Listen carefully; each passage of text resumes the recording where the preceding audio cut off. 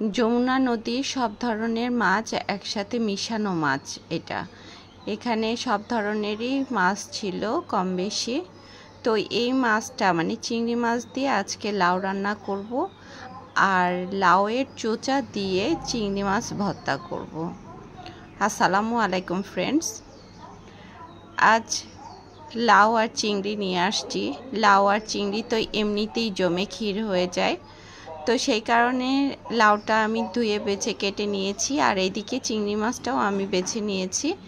এখন চিংড়ি মাছটা আমি মশলা দিয়ে কষাই নিব। এই জন্য চিংড়ি মাছটা আমি কড়াই দিয়ে নিয়েছি। সব ধরনের ময় মশলা, হলুদ, লবণ, মরিচ, আর প্রচুর গরম, এই কারণে খুব বেশি মশলা দিব না। শুধু পেঁয়াজ আর কাঁচামরিচ আর সামান্য একটু জিরা ব্লেন্ডারে ব্লেন্ড করে নিয়েছিলাম, সেটা দিয়েই মাছটা কষিয়ে নিয়েছি। এখন এখানে আমি লাউগুলা দিয়ে নিচ্ছি, লাউটাও কষাই নিচ্ছি। লাউটা নাড়াচাড়া করতে করতে লাউটা এত নরম ছিল যে একটুতেই নরম হয়ে গিয়েছে। তো এই অবস্থায় লাউটাও মশলার সাথে মিশিয়ে নিয়েছি।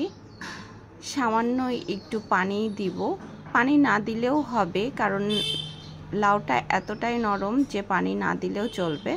তারপরে আমি খুবই সামান্য একটু পানি দিয়ে নিয়েছি, আর হয়ে এসেছে। এখন আমি কাঁচামরিচ দিয়ে নামিয়ে নিব।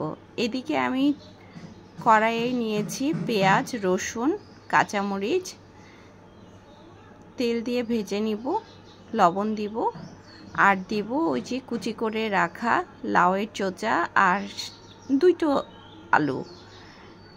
আলুটা দিলে আসলে ভর্তাটা একটু মাখা মাখা হবে, আর কয়েকটা চিংড়ি মাছ। তো আমি এগুলো সবগুলো উপকরণ একসাথে ভেজে নিয়েছি।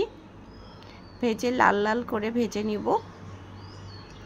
ভাজাভাজি হয়ে গেলে আমি ব্লেন্ডারে নিয়ে, আমার তো পাটা নাই, আপনারা দেখেছেন আমি সবসময় ব্লেন্ডারে ভর্তা করি। অনেকে বলে ব্লেন্ডারে ভর্তার টেস্ট লাগে না, কিন্তু আসলে উপকরণ সব কিছু ঠিকঠাক থাকলে সবভাবেই টেস্ট লাগে।